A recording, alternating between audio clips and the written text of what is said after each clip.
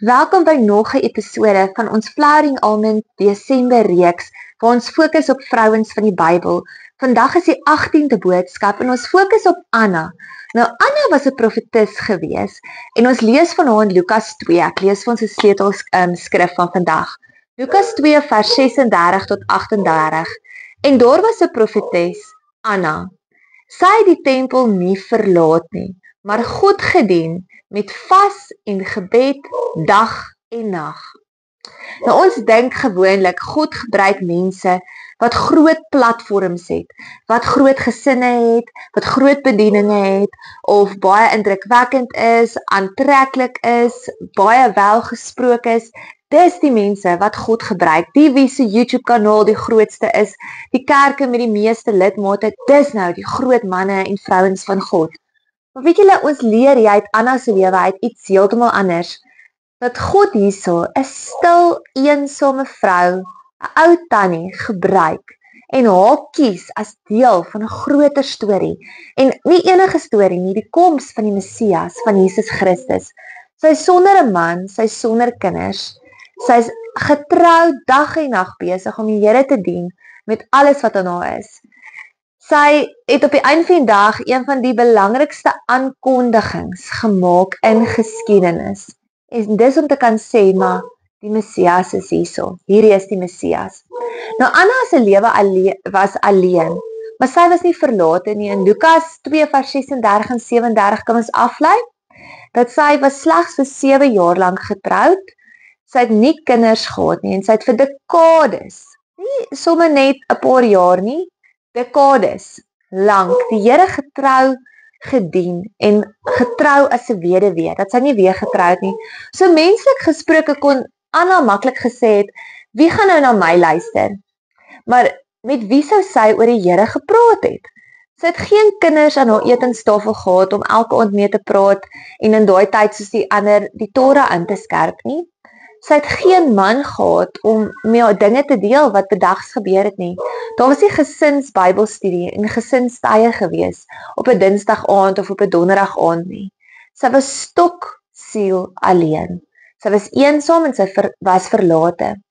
Maar nêrens lees ons dat Anna sonder geloof was nie. Anna se geloof was groot gewees. Psalm 68 vers 6 sê, die God is 'n vader vir die wese en 'n regter vir die weduwees.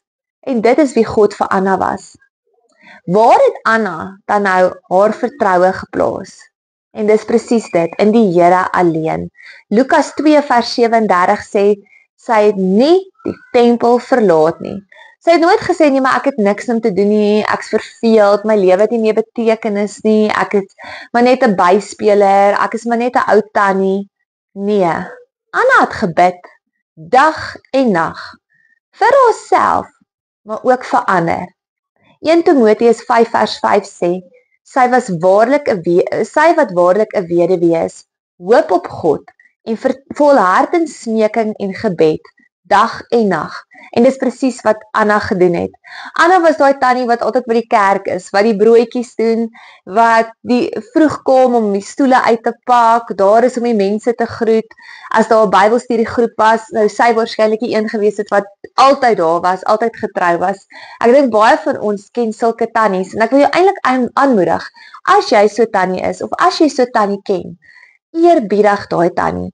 Vertel vir haar van Anna, bemoedig haar met hierdie video, want haar roeping is groot en ek kan uit my eie lewe uit getuig, my ouma het vir baie jare by ons gebly en sy het nie meer gewerk nie, so sy het hierdie dag gehekel en gebrei.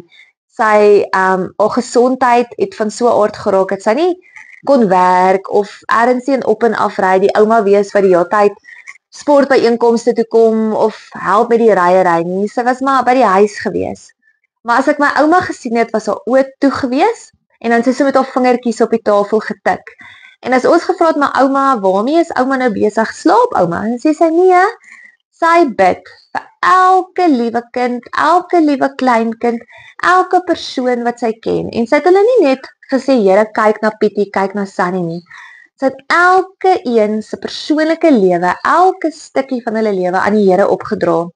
So sy was een wat op die telefoon gereeld was, nie om oor en weer te skinder met 'n klomp ander vriendinne nie, maar ouma was eensaam, sy het nie baie vriendinne gehad nie. Sy het haar kinders gebel, sy het haar kleinkinders gebel, haar familielede gebel, om te hoor wat is hulle behoeftes, wat gaan in hulle lewens aan, sodat sy vir hulle kon bid. My ouma was soos Anna gewees, en tot vandag is ek dankbaar vir haar, want as gevolg van haar gebede, kan ek tot vandag nog staande staan en die Here lief hê en dien. Nou Anna het vasgehou aan 'n profetiese belofte. Anna het uitgesien na die koms van die Messias. Sy het nie geweet dat hy gaan kom nie. Sy het eendag of wanneer nie, sy het elke dag geleef, asof hy enige oomblik kan opdaag. Sien hulle daai gesindheid in haar. Elke dag was sy in die tempel besig om met haar hele hart en haar hele siel te arbei en te woeker vir die koninkryk, want sy het elke dag uitgesien vir daai belofte wat sy gehad het, dat sy nie gaan sterf voor sy die Messias gaan sien nie. En is ek en jy so, is ons elke dag met ons hele hart, ons hele siel, besig om die koninkryk te woeker. Jy is 'n tempel van die Heilige Gees. Is jy besig om in jou tempel te woeker, saad te plant, geestelike video's te kyk, geestelike boeke te lees, die woord te lees en te bestudeer, uit te gaan en disippels te maak? Is jy daarmee besig? Is jy besig om 'n koninkryk te bou, soos wat Anna gedoen het, omdat jy wag en weet dat Jesus Christus enige dag kan terugkom, en ons weet nie wanneer sy koms is nie, maar hy kan dalk vandag of môre vir my of jou kom, ons weet nie wat dit inhou nie. So toe Maria en Josef vir Jesus tempel toe bring, het sy dit nie gemis nie, want sy was daar gewees. Sy het nie geslaap nie en sy het nie gesê sy is te moeg nie. Lukas 2 vers 38 sê, en sy het God geprys en hom van hom gepraat met almal wat die verlossing van Jerusalem verwag het. Sy het hierdie woord ontvang en sy het dit onmiddellik gaan deel. Die hoofboodskap wat ek uit Anna se lewe uitvat, is jy getrou aan die woord wat God vir jou gee? Dit is wat ek op my hart vir ons het. Het God eers 'n profetiese woord met jou gedeel, dalk oor jou lewe of oor iemand anders se lewe? Is jy getrou om daai woord dan te deel of aan daai woord vas te hou met jou hele hart en jou hele siel? Is jy getrou in dit wat God met jou gedeel het? Hy het ook iets baie besonders vir jou gedeel, met jou gedeel in jou binnekamer of eers deur iemand wat vir jou woord gegee het. Dink jy dit is vreemd en snaaks of is jy getrou daaraan? Deel jy God se woord net as dit gerieflik is vir jou? Net wanneer omstandighede mooi is, die platform groot is, alles mooi bo blink is? Of deel jy God se woord in en uit seisoen? Dit is nou vakansieseisoen. Is ons nou besig om te sê, nee, maar ek is op vakansie, ek is op rustyd, ek gaan nie nou die Here se woord deel nie? Of is jy in jou vakansietyd, as jy dalk op die strand is jy daar besig om met die mense om jou die evangelie te deel? Is jy in die restaurante wat jy eet? Is jy daar besig om koninkryk te deel met die kelnerinne, met die mense om jou? Dit is so 'n guldige geleentheid. Vakansie vrywaar ons nie van die evangelie nie, in seisoen en uit seisoen. Of deel jy net 'n woord of die evangelie as jy 'n platform het? Is daar 'n spesiale geleentheid is? Of is dit elke dag deel van jou lewe? Anna het nie gewag vir 'n titel, 'n posisie of 'n perfekte lewe nie. Sy het net gehoorsaam gepraat en ek wil jou aanmoedig, nie wag totdat jy 'n bekende naam het of 'n titel het of 'n posisie of 'n geleentheid het nie.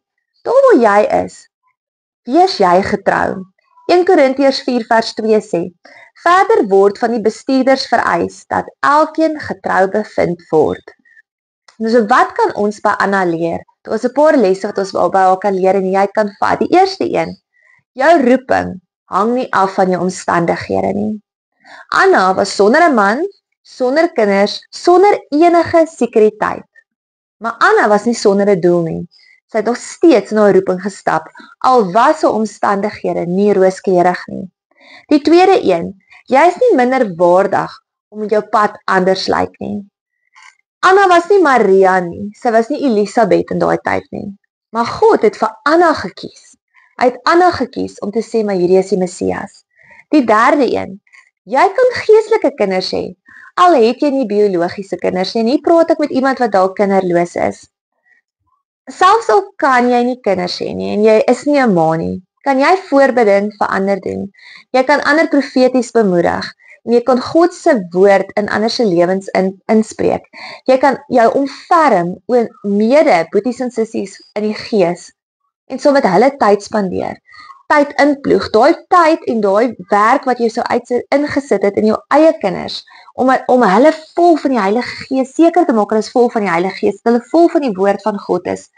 Daai wat jy so inploeg, kan jy ook in ander inploeg. Want daar's mense wat eensaam en alleen is, wat wag vir iemand wat daai hulle hande sal vat en sê, weet jy wat, ek sal 'n geestelike ma of 'n geestelike pa vir jou wees. Die 4de een. Praat met God oor God. Anna se lewe is 'n getuienis daarvan. Sy het met God gepraat in gebed en sy het oor God gepraat deur te getuig.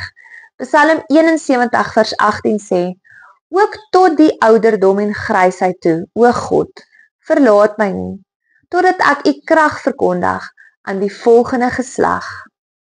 Anna wys vir ons, jy hoef nie jonk te wees nie, jy hoef nie getroud te wees nie, jy hoef nie kinders te hê nie, jy hoef nie 'n groot bediening of 'n groot titel te hê nie.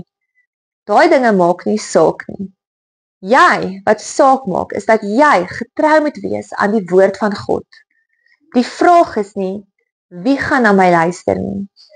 Die vraag is, sal ek gaan as God my stuur? So mag Anna se lewe jou bemoedig om vandag skouer in die wiel in die koninkryk te sit en te weet dat Jesus kom terug enige tyd vir my en jou. Maar ook, ander het nodig om Jesus te ervaar. Jy het nodig om in jou roeping te stap. Moenie wag vir dinge om perfek te wees nie. Moenie wag vir finansiële deurbrake of 'n deurbraak om te wag en te sê, weet jy wat, ek kort nou eers iemand in my lewe of ek kort eers kinders of ek kort eers 'n beter werk nie. Nee, die Here gebruik jou nou, vandag, daar waar jy is.